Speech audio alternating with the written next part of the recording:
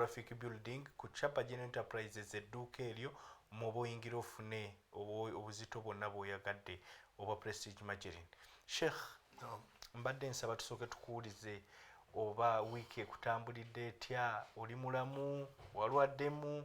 wafunyemu ebikango oba ebikusanyusa? Bismillahir Rahmanir Rahim. Abaleba Salam TV mwenna, assalamu alaikum wa rahmatullahi wa barakatuhu. Wa alaikum salam. So watumwebaza Allah olw'ekyengera ky'obulamu kyatulekedde. Allahumma amin. Okubanga tuli balamu tetubuli musayansi waffe mungi nnyo. Olwaliro kimanyi yamuza nti ensi erimu ekintu ekinene. Obadde oleeta abantu basatu ab'ebitiibwa mu nsi nga tosussa Queen wa Bungereza. Mu bantu abasatu be bagamba nti be basinga ebitiibwa mu nsi. Ne Allah ekitiibwa kye teyakitunuddemu, n'abasirikale bonna bayina teyabatunuddemu, n'okwagala kw'abamwagala teyakutunuddemu, n'amugaa nti essaawa ye ekoze eki? Etuuse. Eweddeyo. Takyaliyo kati mutetenkanya, ayinza mutetenkanyiza bulamu. Kudda ku nsi. Ate kikyasoboka. Oli ne bw'aba atetenkanya atya, tekikyasoboka. Ate era ekyewunyisa ekiriwo, awo baga nti maswahibu qawmi inda qawmi fawaidu. Mwarabu bw'agamba. Abaganda bagamba nti amaziga gaki?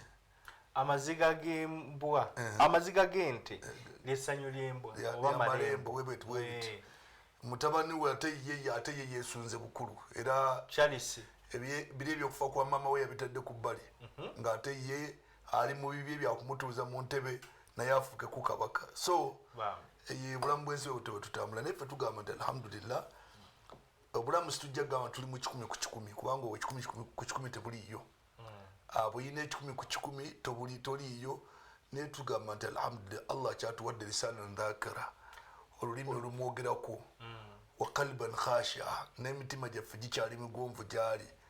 hatta wa jisma ala albala'i sabira, n'emibiri gyaffe we tuba tugezeseddwa tukyasobola okulaga Allah nti tuli bagonvu, tuli bagumiikiriza, situddukira mu kusamira, situddukira mu kweraguza, tukyali bagumu ne Allah jalla jalaalu. N'ebirala bibadde mu wiiki abagifuniddemu ebirungi Allah bibatere mu baraka, n'abafuniddemu emisimbo egy'enjawulo nammwe tusaba Allah jalla jalaalu abagumya. Allahumma amin. Mwe ngaba Islamic scholars oba ba sheikh basiraamu, Queen muyinza mwogerako kifaananyi ki mu ludda lw'eddiini? Ku ludda lw'eddiini ekisooka njagala okusaasira abantu abadde bamukkiririzaamu bonna, kubanga abadde ayina abamukkiririzaamu n'amawanga gaffe agali mu luse lwa Bungereza. Ekyo ekibi nti ku ludda lw'eddiini ebintu bingi ebiri tuyinza okuyigira ku Queen. Tukufe ku saidi yaffe ey'obusiraamu, omuntu aba n'essanyu okuva lwabeera ku nsi, Allah yamuteekateekera essanyu, n'obulamu bwa kabbuli ne bubaamu essanyu, n'obulamu oluvannyuma lwa kabbuli ne bubaamu essanyu. Naye omuntu osobola okubeera n'essanyu ne likoma 10 ku nsi. Essanyu lyo ne likoma 10 ku nsi. Oluvannyuma lwa kabbuli essanyu nga tewali, n'eyidirira nga essanyu tewali, ate ng'obuwangazi obuwanvu.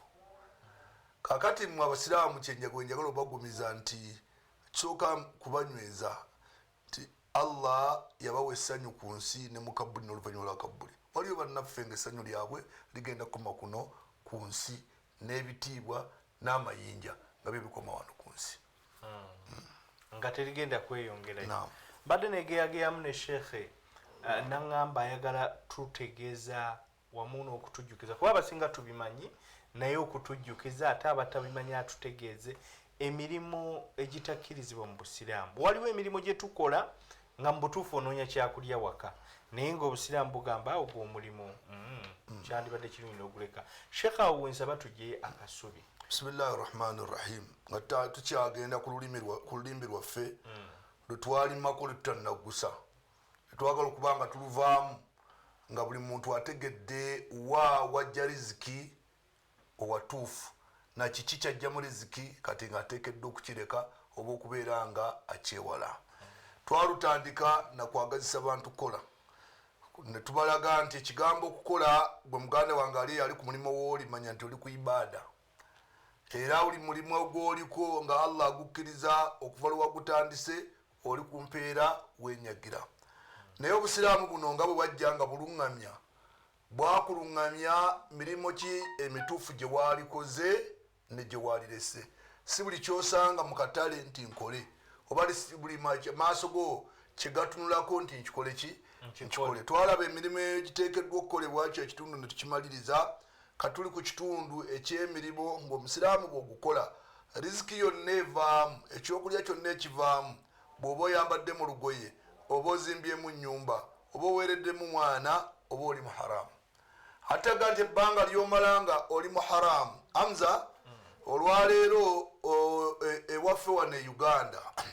ne mu nsi okutwaliza wamu ne katudde wano waffe Uganda, tulina ekintu ekyatudduseeko mu maka gaffe, mu famire zaffe, mu bitundu mwe tuwangaalira ne mu ggwanga, bakiyita baraka. Baraka zavudde mu maka,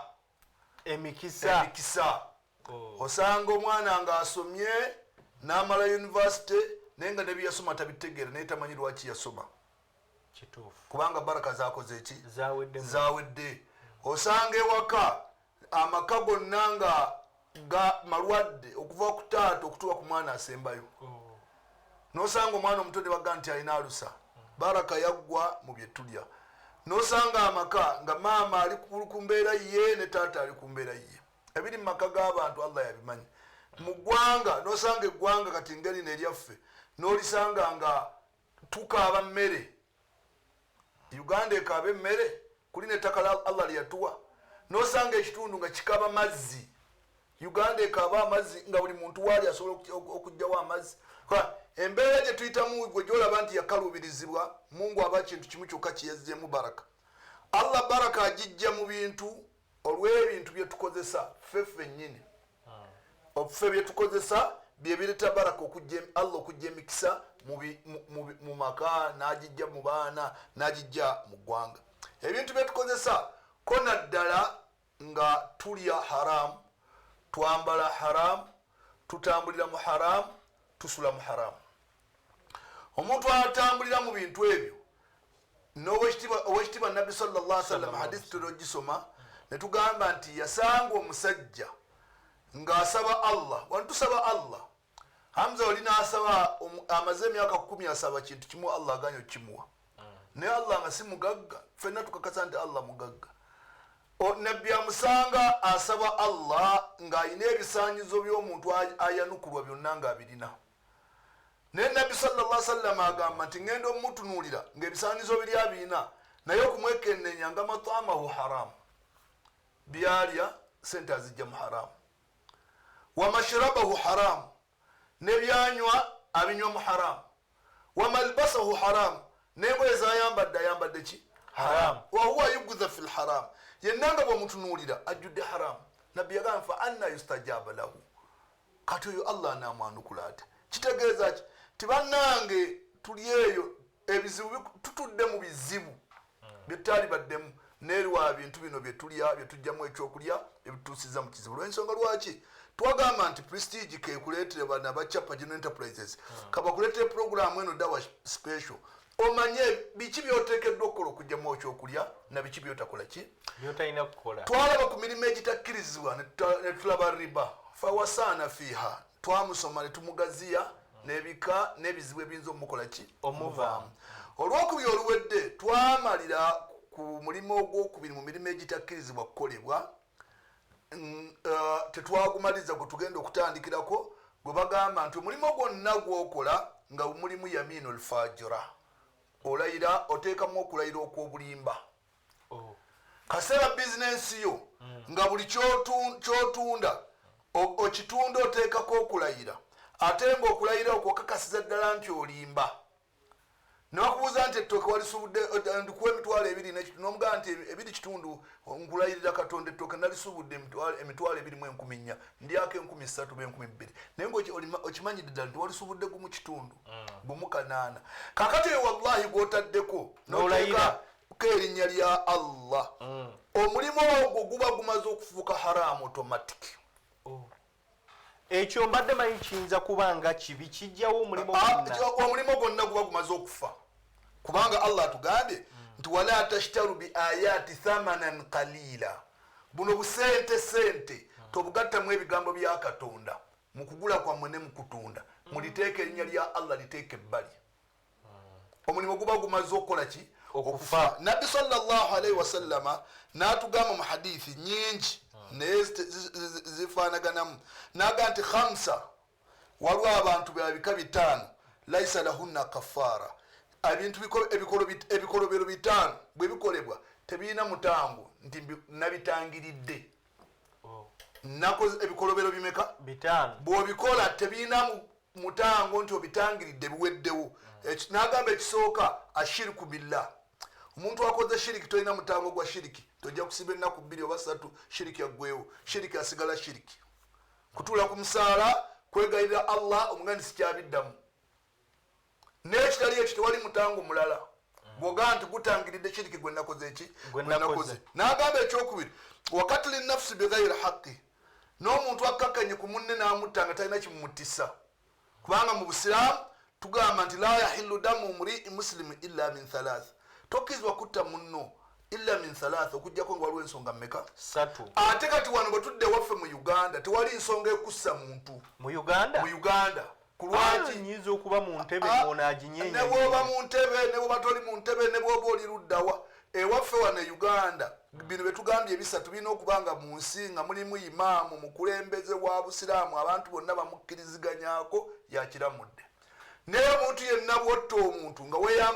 weeyambisiza mu waato ogwa busiraamu ekyo oba okikoze lulwo oba tokoze kya busiraamu obusiraamu tebukkiriza kutta muntu omuntu asse omuntu talina kafaara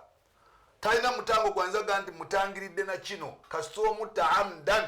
ng'omusse ogenderedde noga nti kamutta aveewo n'agamba ekyokusatu talina mutango awo buhti mumin okutemerera omukkiriza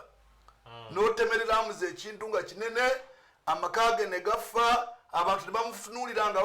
balaba kintuntu kati okutemerera okwo tekulina mutango n'agamba ekyokunna yaga nti wafuraari yaumu zahfi bwaba waliwo oluta lw'eddiini n'oluddukamu banno bagenze ku fulonti gwe n'odduka tekirina kafaara kinene mu binene n'agamba ekyokutaano kye twagala yamiinu nswabira yaktatu biha maalan bigayri haqq okulayira kwolayira naye ngaekigenderwako okufuna sente kuwaka sente ezo zoyagala bakwongeremu naye nga bigayri haqqi okakasira ddala nti olayidde olimba buli lwolayira ngaolimba twagala nti bakita yamiinu lghamusi oba baluyita olulayira olubbika nanyirirwa mu muliro ekigambo ghamusi lukwata direct ndilukunyika muki mu muliro lukunyika mu muliro waliyadhu billah hadithi na nabi sallallahu alaihi wasallam agamba man iktata haqqu mri'in muslim biyaminihi omuntu wojja ku musiraamu sente musajja n'omulayirira n'omugamba nti wallahi nkulayira Katonda ekintu kino nakisubudde sente bweziti ate ng'omanyidde ddala nti olimba n'oteekayo Allah fakad awjaba Allahu lahu nnar wa harrama alayhi aljanna oyo Allah baamaze okumukakasaako omuliro jahannama era ng'amuziyizaako ejjana so baganda bange ekigambo mulimo gwonna gwokola ng'oguteekamu okulayira okw'obulimba oyagala kukusalirako oyagala kwongeza kasita ogubanga mulimo ogutaddemu obulimba musajja n'omusulayirira ng'ogenza omusubulako ebintu bye n'omugaa nti wallahi mwanyi zino nzikusuubulako naye ngenda ziryako siringi 10 omanyidde ddala nti ogenda kulyako 5,000 oba buli ddebe buliki olina kisente zogenda n'ogwa omulayirira n'ozimuggyako emwanyi ze n'omuggyako ettooke n'omuggyako kyomusubulako naye ng'okitaddemu okulayira naye n'akakasa nti omusajja okuva lwalayidde alabika gayogera maki mazima gwe ogwo omulimu gw'oyingiddemu manya nti ogulimu naye oli mu haramu hadithi ya Abdullah ibn Unais al-Juhani radiyallahu anhu agamba nti inna min akbaru al-kaba'ir nabbi yagamba nti mu mazambi ge bayita gakaŋŋaŋa amanene yagabala naga nti ashiriku billah omuntu bw'okola shiriki zambi mu mazambi amaki amanene wa uquuqu lwalidain n'omuntu okujemera maama wo oba taatawo bakadde babakola ki abakuzaala zambi mu mazambi amanene nagamba ekyokusatu wa yamiinu lghamus n'okulayira kwolayira ddala ng'omanyi nti olimba okulayira kwoyalayira ng'omanyi nti okola ki oba okoze ekikolobero mu bikolobero ebinene so baganda bange omulimu ogwokubiri oluvannyuma lwa riba naga nti obukyamu bwa haramu alimu ebika era asiŋŋana olwa hadithi gye twasooka okulaba ne kati bwe twava okuvudde ku riba omulimu ogwa haramu oguddamu okubeera okugamba nti oli bwagukola aba mu haramu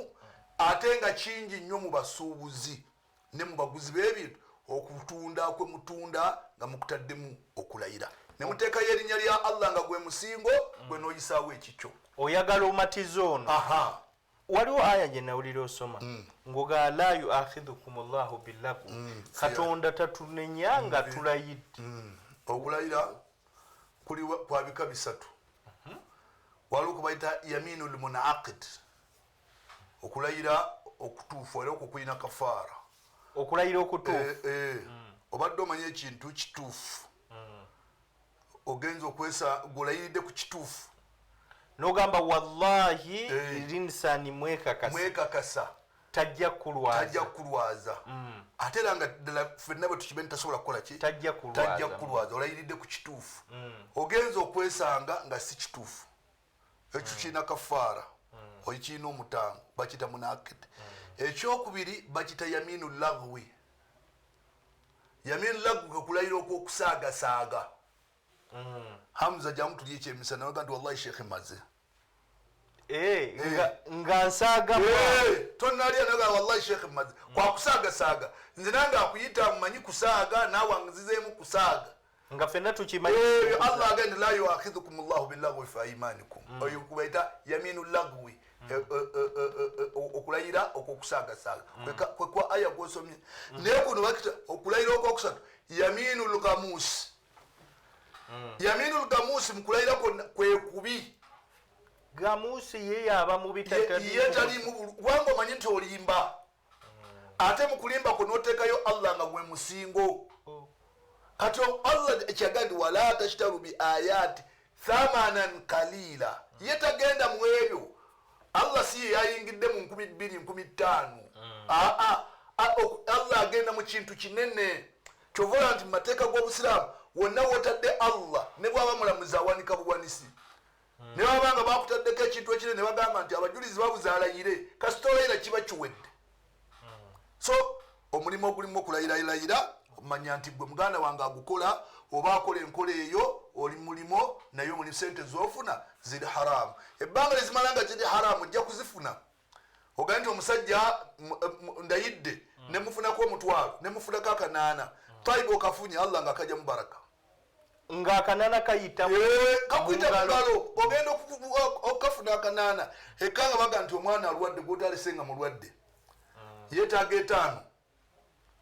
gwofunye kanaana omwana yeetaaga emeka yeetaaga 5 ki otadde Allah mukatemba otadde Allah muki so okutunda kwonna okulimu okulayiralayira baganda bange mukwewala namba 3 mu mirimu egikolebwa nga giri haramu baga nti akhdhi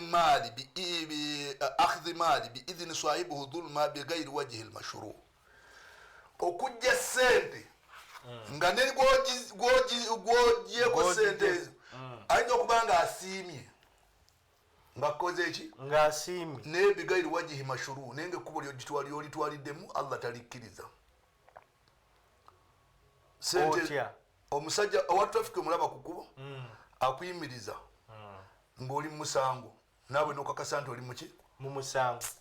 kati ye n'atakola mulimo gwe kubanga omulimu gwe bw'oba oli mu musango akuwandiikira ekipapula ogenda oliyirira omusango ogwo gwokoze eki mu kooti gwozizza naye gwe n'okwata mu nsawo n'omugiramu omutwalo gwokutte mu nsawo naye azitutte bighairi wajhi lmashru bwato katonda si bwe yamukkiriza nti bwagenda okusasulwa atutte kibayita rishwa kitegeeza nguzi corruption akasita ebbanga lyamalanga akkiriza sente ezo n'azitwala nga tayise mu kkubo Allah lyakkiriza mulimu gwaliko guli haramu abali mu ofiisi ennene njagala muneetegereze omusajja ajja okusaba omulimu nga gwe omusayiningira nti afune omuki omulimu n'omugamba nti ddayo omale okuleeta $2,000,000 oli ku haramu gwolidde oli ayina kyayagala omukola alina byagoba ddala oteekeddwa okubikola naye ng'omugamba nti nze sikwata mu fayiro nkalu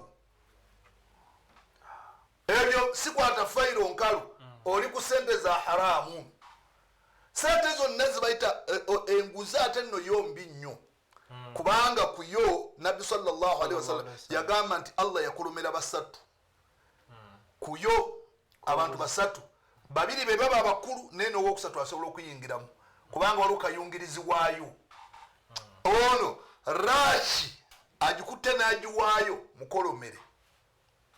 yennyini kawaayo kyebayita okukolima ddagamba nti agogwa mu kusaasira kwa Allah Mungu asooka namuggyako okusaasira gwe kokwata noga nti waddeyo kati baganda bange bavuga emmotoka Mungu atusaasire kubanga abasinga awo okutambulira omusajja olukwata era ogenda ofunyiza ekikonde nkole ntya ono omuntu ndaba ng'anyigiriziddwa ennyo sheekh akutte mu nsawo awaddeyo ate n'ekikolimo kya Katonda akifunye lwaki akifunye si bwatu bwateekeddwa okukola amenye etteeka lya Katonda agende mu gavumenti agenda asasulira ekyo Allah ajja muddiza bw'anaabanga mazulumu ali azaamanyiziddwa Allah ajja muddiza osasula obukadde 10 oleke okuwa emitwalo 10 wano ku kkubo yagamba bwe twali tusoma hadithi bagambe nti okubeera nga mu ssente zajjamu 10 olwa haramu akyagala okusinga okusaddaka 100,000 wa 100,000 wa 100,000 ku buli jjuma ng'asaddaka mitwalo 10 naye ajjemu 10 olwa haramu kati gw'olaba zino 15,000 zowaddeyo ne weepene emitwalo 2 naye manya nti zino ate zikufuukidde kizibu ziyinza okumazaako ewiiki nga buli zofuna zifuluma bufulumi rashi agikutte n'agiwaayo ne murtashi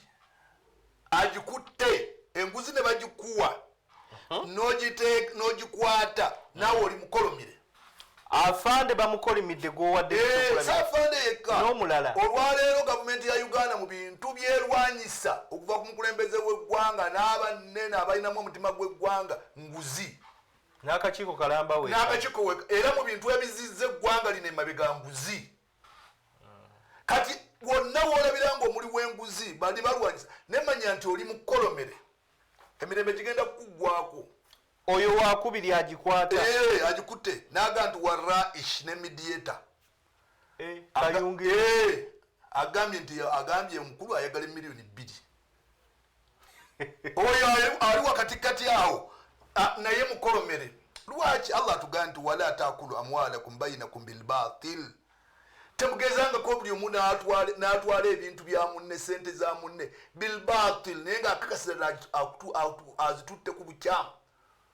musajja bagambye nti ebintu bya bwereere fayiro ya bwereere omukolera ku musango gwe gwa bwereere lwaki gwe omuteekerako akakwakulizo katajja kusobola eyo fayiro eyo sijja gikwatako okujjako ng'alesa wano miliyoni 2 lwaki kati ebbanga gw'ojja kulaba olidde miliyoni 2 eno obusiraamu Allah mu bintu byatugamba yatugamba nti wama farratna fil kitabi min shay hamza tusuubira nti waliyo system etambula mu nsi nga mu Qur'ani teriimu obanga mutume Muhammad teyajogera buli system gyolaba etambula mu nsi era n'ensi singa batugamba nti obusiraamu kale mugikwatemu omwezi etereera mu mwezi gumu guyinza n'obutawera baani bagikwatemu omwezi abakulembeze b'amawanga wonna gye bali ne bagamba nti katwagala system y'obusiraamu eramule mu nsi omwezi gumu tewali eddamu kukaaba nguzi bino kubikaaba etereera kubanga bulimu obusiraamu buno bulamu obujjuvu bano basatu bakolomere oyinza okutegeera nti oli mukolomere n'osigala mu kintu kyekimu ekyo kyebayita okukolema kitegeeza nti toliiko kusaasira kwa Katonda tekigenda koma kuggwe zino sente z'olidde sebagita sente ya kibi egenda kukulumiriza ggwe erumirize abaana bo erumirize mukazi wo ne bazzukulu bo abalijja kubanga yayingira mu lubuto lwo kati sente y'ekibi teyingira hadithi ya Abubakari yali gye twalaba omusajja yakwata ne yeegoga buli ekiri mu lubuto ne kifuluma kubanga mwali muyingiddemu esente y'ekiki y'ekibi enguzi buli lwobeeranga gw'odiringira mu nguzi omulimo gwo guli haramu atugamba Abu Huraira radiyallahu anhu natugamba Nabbi sallallahu alaihi wasallam yagamba laana Rasulullah sallallahu alaihi wasallam. Abu Huraira agamba Nabbi yakolomera arashi omuntu agaba enguzi wal murtashi ne gwabajiwadde owokusatu waraish n'abadde kayungirizi. Tewali awona mu process y'enguzi, tewali agenda kuwona mu process y'enguzi. Enguzi y'omu buli ngeri eri haramu. Okumanya eri haramu batuuka n'ogamba nti n'obulabo ebirabo ebiweebwa abakulembeze nayo nguzi tebateekeddwa bibawa. Ebirabo ogezo omukulembeze atukyalidde wano n'atandika okuwaayo ku chairman wero C5 abakyalidde. No Hamza naga nti mwadde embuzi. Ate kakati seekamu mutusomera mbu tahabu mugabo obulabo mweyagale. Ekirabo baba bakiwa omuntu tebakimuwa nti lwa kifo kyalimu.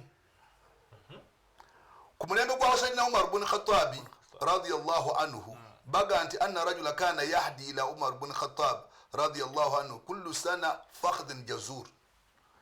Waliwo omusajja yategera nti Umar akutte obukulembeze bw'Obusiraamu. Buli mwaka nga waliwo olunaku lwa yali mu kinjaji ali mu lufula ng'atema ekisambi ky'eŋŋamiya n'akiweereza Umar. Era nga Umar amanyidde nti waliwo omusajja wange ku lunaku gundi owagenda okuva ekisambi kyaki ky'eŋŋamiya.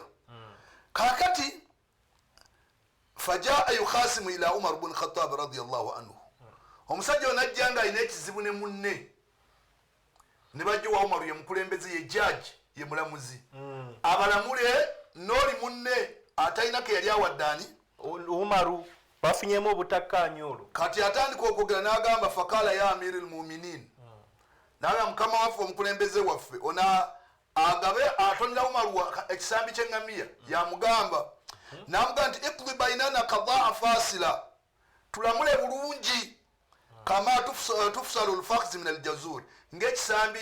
ekisambi bwe kisalwa ku ŋŋamiya. Kitegeeza amujjukiza ekisambi kyakola ki kyatera omuwa. Umaru n'amanya nti omusajja ono anyigidde liiso ku kisambi kyatera okukola ki kyatera okumpa. Umaru kyeyakola fakataba Umaru ibn Khattab radiyallahu anhu ila ummalihi. Umaru n'akwata ekkalaamu n'awandiikira buli muntu yenna yali mu ka ofiisi ng'akalimu ku lwa Umaru okuva ku bagavana buli muntu yenna ali mu ofiisi ya Umaru kubanga kyebayita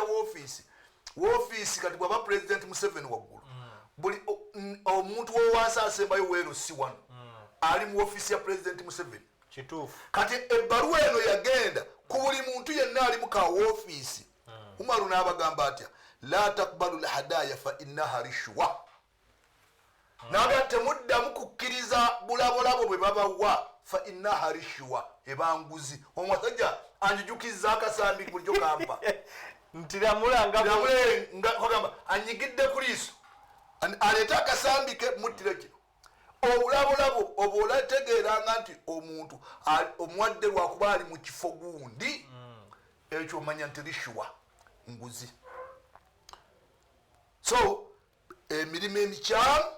gwe mulimo gw'olimu naye ng'ogulimu ku lwaki ku lwanguzi. Bbanga lyomala ng'omanya nti era ate abantu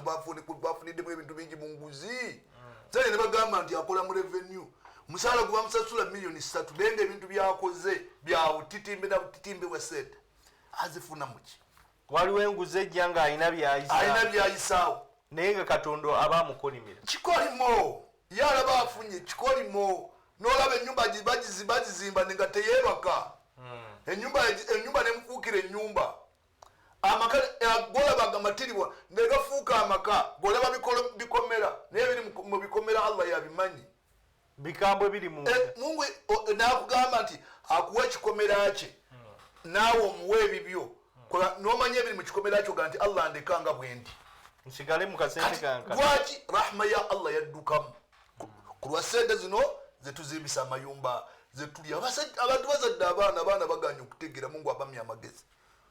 lwa bintu bino bye tujja tukola ng'olaba musajja kweyagala Mungu rishwa kati omulimu gwonna ogulimu enguzi muganda wange totawaananga oba oli ku haramu gw'otambuddamu oba oli ku haramu. Sheikh nsaba inshallah awo bwe tugenda okussa akasubi tugenda mukummulamu katono Sheikh watadde akasubi wagenda okajja. Bino bintu bikulu nnyo oba oli awo biyinza otuzuukusa obwongo bw'oba obadde olina ekkubo ly'olimu ng'olaate lijja nogaaka ndiesonyiwa osanga ebizibu byendimu bizze ku lwekyo. Waliwo munange omu yansanzeeko awo wamu nga nva okusomesa emmanga awo naŋŋamba ebintu byange tebitambula bulungi naye bwe nanyumiza naye seeka ebigambo byadde ayogera byennyini yazzeemu naŋŋamba nti byebyo byempitamu ndooza bye bindeetedde obuzibu. Kati biwulirize togeza kukyusa kalimi katummulemu tukomawo mu puroguramu eno ennungi ekukyusibwako bannaffe aba Chapa General Enterprises abakolera Prestige Margarine. Katummulemu tudde tokukyusa kalimi.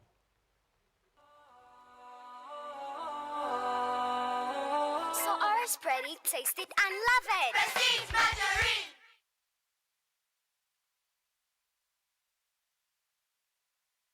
Omulimu omulungi nga gukusasula bulungi y'ensibuko y'obulamu obulungi era obweyagaza. Hebra International weeviiriddeyo okuyamba anti yeetaaga abakozi abakola emirimu gy'awaka, bamakanika b'emmotoka, abeetissi, abakola mu supamaketi, basupervisors, abakola mu restauranti nga bagenda kukolera mu mawanga nga Kuwait, Qatar ne Saudi Arabia. Omusaala gutandikira ku kakadde kamu n'ekitundu okutuukira ddala ku bukadde 4 n'ekitundu. Interview zigenda mu maaso. Bwe ky'olina okukola tuuka mangu weewandiise ng'omukisa guno gukyaliwo, wabula jangu n'ebbaluwa ya Interpol, passport, CV y'abalongoosa eri ggwe ayagala omulimu gw'okulongoosa, passport photos n'ebbaluwa ezikwata ku bulamu bwo. Hebra International esangibwa Kampala Bukoto emabega wa Kenjoy Supermarket. Essimu 0759 85 67 oba 0701 72 16 79. Beba Hebra International.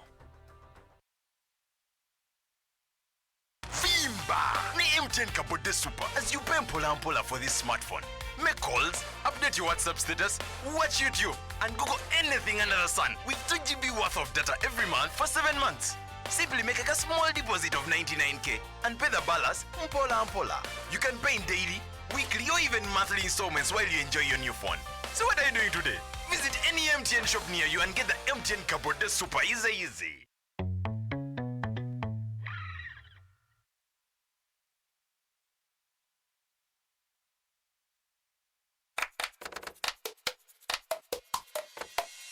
Hey friends, you know I got something for you. Spread it on your bread and it can make you grow stronger. Okay, stronger can make you stronger. Prestige stronger can make you stronger. Prestige Margarine.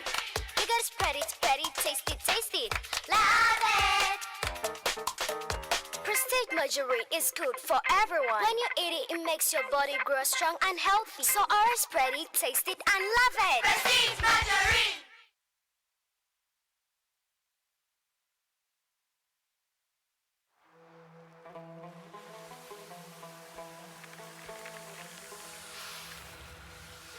A World Cup in the desert,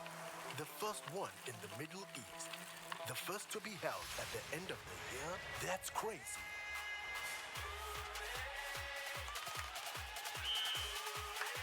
Get ready for spectacular moves, high-flying saves, unbelievable goals,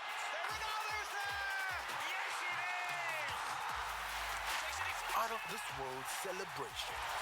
Would you believe it? What a moment here! All 64 matches live. That's over 5,000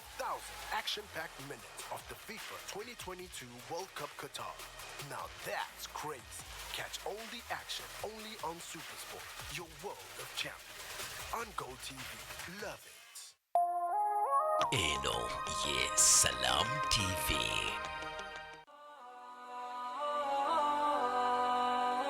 So ours spread it, taste it, and love it. Prestige Margarine.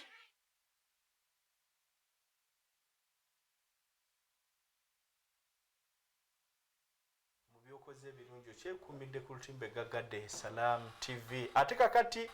bweba programu eno eŋŋanzi eya Dawa Special nga yeriko oba olina okusaayo nnyo obwongo kubanga Chapa General Enterprises yo erwana nnyo ebeere ng'ekujja mu mbeera gy'oli mukugamba ekujjanjabye mu kulya ne bakuleetera ebyokulya ebirungi bakuleetedde ebinaaba ebirungi ebyongera obulamu kati ate lwaki omutima eguleka nga mulwadde kambanjulireyo kimu kye bakuleetera ku mbeera y'okwagala omubiri gwo gulabike bulungi ebiwerewere biwayirindi byonna bikuve mu maaso si kirala wabula ye sabbuuni gwe bayita lanzo oyo ayivaamu akawoowo kalungi era lanzo bw'omunaaba agenda kuwonya endwadde wayirindi luwumu n'ebirala ng'ate n'okuwunya ojja kuwunya bulungi ogenda kwongera ku byamagero byo eri bbaawo ng'okozesa lanzo ogenda kwongera ku byamagero byo eri mukyalawo ng'okozesa lanzo kubanga ajja kuwulira ng'akawoowo akakuvaamu keeko akagwanira genda mu buli dduuka ojja kusangamu lanzo sabbuuni anaaba oli ow'edduuka mugambe njagala ebika bya lanzo byonna bintere ku mmeeza bw'amala obbikuba ku mmeeza ebika eby'enjawulo olondemu kyoyagala kubanga tulina akolebwa mu coconut eyo nazi ne wabaawo akolebwa mu kawoowo akawunya obulungi ennyo ne wabaawo bika by'enjawulo ne menthol plus byonna mwebiri kakati gwe kyolina okukola gwegenda mugayi nteraawo ebika bya lanzo byonna londamu oyo agenda okukolera ogenda kulaba ebyenjawulo bingi nnyo ojja kuba wagedde puroguramu yaffe eno ennungi tubadde tugenze mukuumulamu sheekh kuli kayo alhamdulillah era we tugenda okuwummulamu nga otulaga ekintu buli omu kyakkiriza n'omukulembeze w'eggwanga lumu yali ayogera n'agamba naye nnwanya entalo naye olutalo lw'enguzi lukyalemye kubanga abagiwa bagyagala aye ne be bawa nabo baagala kati lutalo nti abalulimu lwonna bakyagala ekintu ekyo n'otulaga obubi bwakyo eri obusiraamu wetuteredde akasubi nitugenda okuwummula obusiraamu bwakyo omukulembeze w'eggwanga alwana naye be bagiwa bagyagala n'abagiwa naye bagikola ki naye bambi bayinza okuba badde tebamanyi buzibu bugirimu manyi ekintu oyinza okukikola naye nga obuzibu obukirimu tobukola ki tobumanyi olunaku lwotegeera obuzibu obukirimu ogamba nti nafa dda kakati mbategeezeza mwafa dda buli muntu yenna adiringa ng'adiringira mu nguzi tugende ku mulimu ogwokusatu olwaleero gwe gwokuna mirimu gye twakalaba baga nti akhdhi lmaali begayiri idhini swahibuhu wala idhini shari'a kwe kutwala noga nti ebyobugagga bino nabifuna ne nabifuna nabijja ku muntu nga tasiimye nga neddiini si nsiimu gwabijjako teyasiima neddiini tekkiriza nti obikole ki obitwale ebyo kiri mu makubo mangi mulimu sarqa mulimu okubba omubbi atwala gwatayinza gandi gwe nabbyeko yasiimye ate neddiini tesiimangako kubba kyebayita okubba kutwala kintu ekiri nga kirina obukuumi bwakyo omuntu ekintu kyabba kirina okuba nga kirina wekyaterekwa oyo bamuyita mubbi mu busiraamu nosanga ekintu ky'omuntu alina we yakitereka agenda okugera nga kyabbiddwawo mubbi eryo kuba limu ekirala gasbu kyebayita gasbu kunyaga muntu ng'okozesa maanyi nga bwemulaba babayita babbiira ababbi b'ettaka omubbi w'ettaka oli aba talina we yateeka kibanja kye ndi yakiterekaawo n'ekibaawo ekibanja kye nga kimanyikiddwa nti kyagundi gwe noova eri n'okozesa amaanyi go n'okimutwalako lukujjukujju n'ogenda mu landizi n'okyusa ekyapa n'oleeta ekyapa nti kikino kye nalayo abantu ekiro ku tv nga bamazewo emyaka 7 ameka neoli nga agamba nti wange kati gasibu sente zonna zofuna mu kintu ekyo haramu ekira ikhtilasi wal intihab ikhtilasi ye muntu ye asanga oli emotoka yo ng'ogipakinze n'agikwata n'agitegula n'atwala piki n'ategula n'atwala n'akusanga sente yagisanze mu nsawo n'agikusika kuba n'abasazi b'ensawo mukhtalisi emirimu sente zonna z'ofunye omulimu ogwo gwokola guba haramu ekirala al gululu gululu kitegeeza ki mu mirimu hamza mukola omulimu ne banno era nga mulina omusaala gwe mugenda okufuna naye gwe n'osooka ne wejjirako ekikyo banno nga tebannabawa era nojjako ekikyo nga kinene mubadde mu famire mulina akataka kamwe ka famire mukatunze miliyoni 100 gwe n'ogamba nti bali bato ze zinaana zange bo bajja gabana zine zisigadde gwe n'otwala sente nga zisinga kuzabanno ekyo kyotutte ekyeyongera ku banno oli mukolomere sente zo ziyingiddemu ekikolimo kuba olina bonyigiriza kati sente yonna gyotutte nga teyise nga Allah si musiimu ne gwogigiyeko si musiimu eba ya kibi. Allah yagamba nti waman yaglul gwe bw'okozesa amaanyi ku nsi n'owangula banno lw'amaanyi yaati bima ghalla yauma alqiyama ebyo ogenda bireeta yauma alqiyama ojja bireeta kyova olaba nabbi sallallahu alaihi wasallam yabuuza nti abanga atadiri mani almuflis mumanyi gwe bayita omwavulu nkupe baswaba buli omu gwe bayita omwavulu nkupe nakati bw'oba obuuziza ekibuuzo buli muntu alina definition yiye akunyonyola bwe gwe bayita omwavulu nkupe paga nti man la darahama lahu wala mata gwe bayita omwavulu nkupe talina sente talina nakantu konna kayinzaga nti akafune mu sente mwavu muzibu bo bwe bagamba nabbi naga nti sibye musiyeru nkupe kubayita omuntu omwavulu nkupe agenda kujja yauma alqiyama wakati shatama hadha ng'alina banne be yavuma nga tefalina kyamukoze wakadhafa hadha n'atemerera ono nga talina kyamukoze wa akala maali hadha n'adda ku bintu bya munne n'abirya buli azaamaanyi naga kino nakitwala naye nakitwaza maanyi abantu muliyo muli mu bibanja mwabitwaza maanyi muli mu bintu ng'omanyidira tekyali kikyo wakozesa lukujjukujju na maanyi kyokka mujja ekyokulya mwolisa n'abaana bo omulimu sente ezo zofuna nkolomere mulimu gwonna ogulimu okunyagulula omuntu mukolomere nabbi sallallahu alaihi wasallam mu hadithi ya Abu Huraira kubanga byonna ebyo tubiyita bubbi yagamba nti nabbi sallallahu alaihi wasallam yagamba nti la'ana Allahu as-sariqu olwo abantu ng'amanyikiddwa omulimu gwe mubbi ne famire era nga bwogenda famire eyo nga babbi la'ana Allahu as-sariqu katonda yakolomera omubbi lwaki yasiriku bayida fatukuta yadahu omubbi mu busiraamu bwagenda na aso abbeji kantu katono ne kasobola mutemyako omukono gwetulabanga abantu babbye kantu katono ne bamwokya ebipiira ekituufu ne bamwokya ebipiira n'agamba nti wayasiriku habula fatukuta yadahu abba omuguwa ne gumwokyesa naye omusa nayabbye akantu katono naye wakuba amannyo ne gatiirika ne gavaamu kati omuntu sente yonna gyofuna ng'eyita mu bubbi haramu tolya tosemberera. Hadisi endala okutwewaza ekigambo kubba kintu kyonna kyokulanga bwegasita omulimu okumanya nti wano nkoze bubbi nabbi yagamba ebigambo bino agati la yazini zani hino yazini wahuwa mumin yagamba nti omwenzi wayendera imaani emala mubukako neddawali tasobola kwendanga imaani wekola ki weri ne bwabanga alina sigidi efaanana etya naga nti wala yasiriku saariku hina yasiriku wahuwa mumin n'omubbi tabba ng'alina imaani tewali mubbi gwagambanga nti alina imaani omubbi ne bwemulaba mu jjuba mu kanzu ng'alina ekirevu kinene kasitaba mukazi ako nti mubbi ebya imaani tewali mu kaseera ako kabbira oba buwangazi bwakabbanga lyamalanga mubbi nga ye amanyikiddwa anti kati sente zino zagenda okufuna tazagenda okubba ne byagenda okubba agenda bikozesa bifunamu sente ekyokulya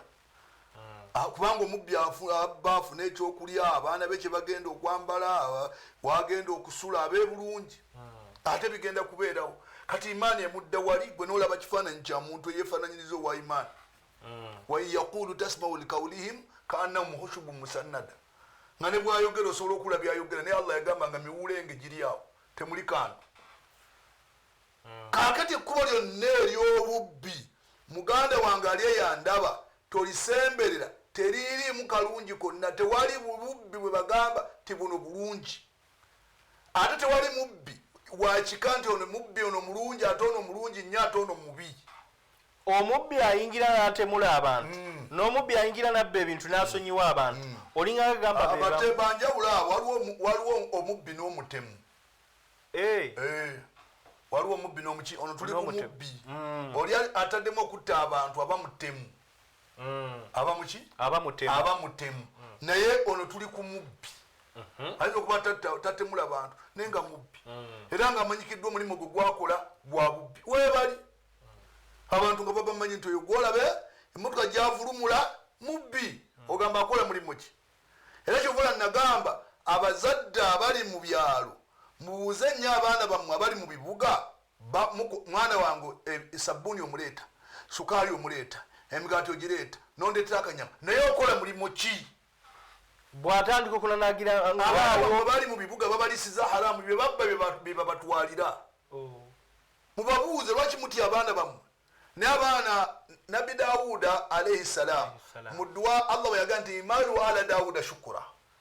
famire ya Dawuda mukole shukuru mwebazani mwebaze Allah yasaba Allah ebintu bina nasaba Allah amuwonye ebintu bina naye mu bintu yasaba Allah amuwonye mulimu ekigambo ekigamba ti Allah nkusaba omponye omwana yakunu alayya sayyida agenda okubeera mukama wange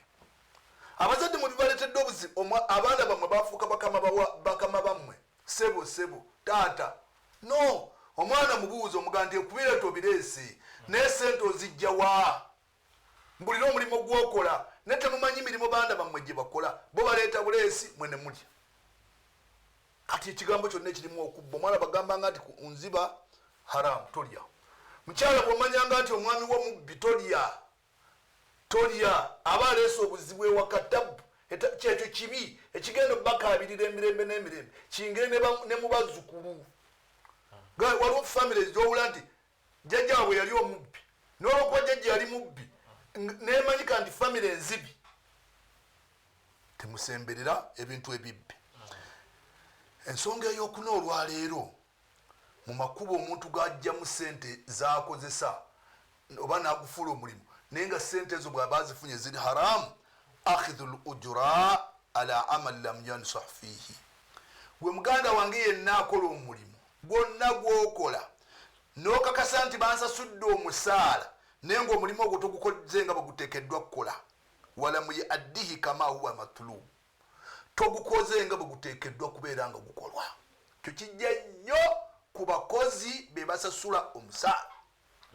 hamza bakugamba nti wano ojja kutuukanga ssaawa 5 okugeza gwe enkolayo ngaotuuka 5:15 5:20 si gamba nti ki ofunye ekizibu mu kkubo nekikulema naye nga wagifuula mbeerayo ojja nga oyisizaamu obudde omulimu togukoze nga baguteekeddwa okubeera oli musomesa bakusasula ssente n'otuula mu kiraasi abaana n'obanyumiza byafaayo bya kwini yafudde bw'ova ku kwini n'obanyumiza otalo lw'ekureni otalo lw'ekureni bwe luggwa n'ogendako ebiri e Ethiopia akatabo ka biology tolina owaka elisoni neggwako gw'olinda musaala gukola ki gukusasula sente ezo zofunye haramu sente ezo ofunye eki ofunye haramu genda bagambe nti ku luno saasomesa sente ziizino naye abakozi bonna afuba kufissa kadde nakola ekintu amza tunulira muzimbi n'omukwata n'omwesiga n'omugamba nti omusenyu otabula otya nagga nti egaali nnya ez'omusenyu nziteekamu akasawo ka seminti olw'okuba ye seminti agala okufissa seminti naddira egaali 8 naziteekamu akasawo kaki nazimba ebitaliiyo bwe musajja watu nova eno n'osasula ozimbi haramu sente zofunye haramu oli mubazi omusajja akwesize kumubagira kitanda nakubuuza omuti n'omugamba nti omuti ngenda kukubagira mu muti gundi n'okyusa haramu buli lwokola ekintu kyonna ng'okakasa nti tokikoze nga bwe kiteekeddwa kukolebwa sente eyo gy'ofunye oba omulimu ogwo gwokoze manya nti olidde haramu lwaki Allah yatugambye dda tuwala taakulu amwalakum bainakum bilbatil togezangako n'okakasa nti olidde sente za munno naye nga si makubo matuufu kakasa nti ekikuweesezza sente wakikoleredde bwokuba mulimu wagukoze eki wagukoze hadithi endala nabbi sallallahu alaihi wasallam atugamba inna allaha inneyo mu lwarabu tugamba nti harufu taukid nyukuta ekakasa mazima Allah yuhibbu mu byayagala ennyo ayagala idha amila ahadukum amala ayutqinahu omukumwe bw'aba alina omulimu gwagamba nti nkola agukolera eddala nga bwe guteekeddwa okukolebwa 10 ku kinnaakyo ku 10 nakyo obusobye bubeere nga tebukusobyeko mu bugenderevu. waliwo bano boyinza okugamba kati ngaawo ku mulimu nga bamuwadde emirimu mingi nga kituufu yakkiriza akasente kano naye oluusi mu mbeera nga naye akeetaaga ne kaba nga tekamumatizze kati n'aba nga tatuukiriza wano bulungi lwa butamatira wano. Obutamatira bw'ebbanga ly'omala nga wakkiriza tegeeza bakama abo nti siri mumativu wano basigale naawe wabakute nagamba nti omulimu gwonna guba mubi ng'ogulina. Omulimu gwonna gubayita omulimu gwolaba nti ogukola gadibengalye guba mubi ng'ogukola ki nga gukulimu olunaku lwe bulikeera ng'omulimu ogwo togulina n'okeera ku makya gye bali kati olwaleero gye bali batulaba n'ewaka bukedde ku makya nga talina wagenda kutandikira atudde butuuzi talina kyagenda kukola ategere obukulu bw'omulimu naye gwe wakkiriza noga nti eno loodi nja gisobola kiba nnyo mufu abasomesa naga kiraasi erimu abaana 10 tulina kiraasi 3 onoosomesa noga nja kuzisomesa nosomesa batuuka okukola ebigezo ogenda okulaba omugugu gw'empapula guli bwe guti olina okumaakira n'ogendanga gwe buli ogaba makisi nga bw'oyagala olina musaala gwo bakusasule haramu mulimu ogwo gwokola haramu. Nabbi atugambye Allah ayagala omuntu bw'okola omulimu gwonna gw'okoze ayutkinahu gukola ogutereeze tokolaga dibengalye. Ate abakozi b'emirimu manya nti Allah kyovula nti ebintu bino Mungu ddaga nti ajjamu ekintu eki baraka bwe walabanga bakunyigiriza bakuwaddeko emirimu mingi tumanye okwerimba nti ku magezi gange ndaba kwe bali bwe nvaawo kampuni egwa bwe nvaawo essomero liggwa weerimba naate buli lwonookola ekirungi Allah ajja kutera mu baraka bajja kusula madaala bajja kwegomba mu ssomero lye badde bakuwamu emitwalo 2 bazige nti waliyo omusomesa omulungi ayinza okubanga ddala oli mulungi musomesa oli musomesa mulungi naye nga tolina itikaani Mungu nakugira mu baraka naye buli lwonobeera nga oli mulungi ng'olina itikaani okolanga Allah bw'ayagala webagenda okwegomera ogenda oli ng'olinnya abantu bagenda nti laba nno gyatuuse ne walina itikaani ng'okola nze nyina engombo yange ku bantu benkola nabo gambaga nti addima alaika lugero lwa Mwarabu bwe tukola kyoteekeddwa okukola totunulira musaala mukama wo gwakuwa tewali mukozi gwe basasula musaala n'aba mumativu na musaala gwe bamuwadde taliiyo nga mu bukozi taliiyo gwe bawa musaala nga mumativu n'omusaala mukama we gwamuwa yalabanga mukama we alira ku ye ate obwongo bwo tebukulimbanga ku lunaku mu nnaku nti osobola okwenkana mukama wo bwe bbanga lyomala ng'oli mukozi gwekola itikaani totunulira mukama wo afuna mmeka mumukolera mmeka afunira ku mmwe gwekolera musaala gwo gwe bakkiriza nti guno musaala ngenda gukola ki ngenda gukola kwata obudde Allah ajja kuteeramu ekyo okwata obukwasa obudde abaana neokulaba nti wetumwagalira abeerawo ekyo baraka oba omaze okufuna baraka ne bana abaana waliwo omusajja omu ekyafaayo ky'omusajja omu nga tumaliriza yali musajja mu Palestine naye ng'asomesa Saudi Arabia musomesa Palestine okufalo yabeerawo nsi njavu naye ate erimu abantu abayivu kati omusajja yagenda n'asomesa Saudi Arabia asomesa omusajja bamumanyi abagende Saudi Arabia bamuyita Sulaiman Raji yemukuba naggagga abasinga mu Saudi Arabia Sulaiman bagenda omusomesanga mu nnaku omusomesa ono ng'alina omukwano mungi eri abaana naye ng'ali ku musaala gwa busomesa n'abeera ku musaala kati essomero litereka trip omwana taasasudde tagenda ku musaala gwo ogw'obusomesa ogw'ekinaku abaana bagenda mu trip Sulaiman ali awo akaaba n'amugamba nti kiki mwana wange nti bagenda mu trip nze waffe tuli bannaku siina sente zentola mu trip n'akwata kasaala ke naawe omwana oli Sulaiman agende mu trip n'asigala ku kyoka ye oli mwana agenda ku trip wayita ekiseera Sulaiman Allah amugaggawaza notamanyi nti omwana gwe yasomesa yakola ki yagaggawala ono ali kusomera akadiyidde awo waliwo omusomesa yabivaako naye essomero terikyalina gye limuzza aba ali awo nga bamunonye emmotoka esipaakinzaawo ya bbeeyi masita gwe gwe twagala ne bamuteeka mu mmotoka naga nti bano bampambye n'emboozi yaganje gibagenda bamunyumiza nga si yamuwamba bamutuusa mu vella kitwale ennyumba ez'ebbe Paris Lubiri. batuuka mu Lubiri bamusajja amulambuza bamuwadde ku byokunywawo banyumyamu katono ng'amugamba nti taata wange ekyapa kino kikyo ekyapa nga n'ebisumuluzo bino bibyo Lubiri nolulwo n'emmotoka eyo n'eyo zizo namugamba nti kyoli mulalo ojjukira omwana gwe wasasulira tulipu ku ssomero nti mwaka bweguti nti yenze kati olwokwekola ina ikhilasi mu byakola olaba Allah bwe yamusasula bannange mbagamba nammwe abakozi abali eyo mukole bye mukola nga mukakasa nti bye mukola mulimu ikhilasi Allah jalla jalaaluhu yagenda okubasiima gw'omusaala gwa mukamaawo tegugenda kukusanyusa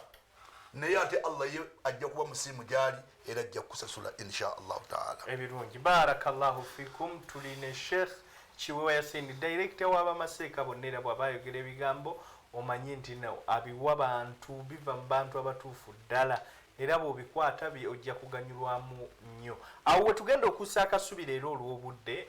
program dawa special bweti bwetambula ikutusibwako bannaffe abacapa General Enterprises bakolera sabbuuni ono ayoza engoye bamuyita jama washing bar. Sabbuuni oyo bw'omutunulira munene bulungi, awera kilo namba ng'amaze okupimibwa, ate akasente ke beeyi nsekobuseko. Genda mu buli supermarket, genda mu buli dduuka ogula ejjama, ojja kuba wagidde programu yaffe n'enganzi era nga ogiyimirizaawo. Tukwebaliza ddala. Katukomaawo enkya tugenda kujja wakati buli lwola ssaawa 5 nga zikoonyerwa Monday Lwakubiri ng'oteekako TV ez'okumakya, ojja kuba ofuna ebirungi bino ku Salam TV wamu ne ku Afro Mobile wamu ne ku Facebook. Tujja kutandikirawo enkya omutesiteeso omwanyizi mbadde Hamza Mulindwa. Allah abankuumire mpaka enkya.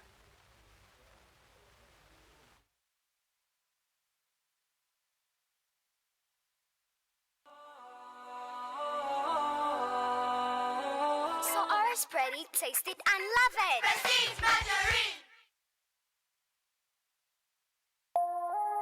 Eno ye Salam TV. Fairway Hotel, a gem hidden in plain sight. With over 50 years of bringing people together. Top-rated restaurants.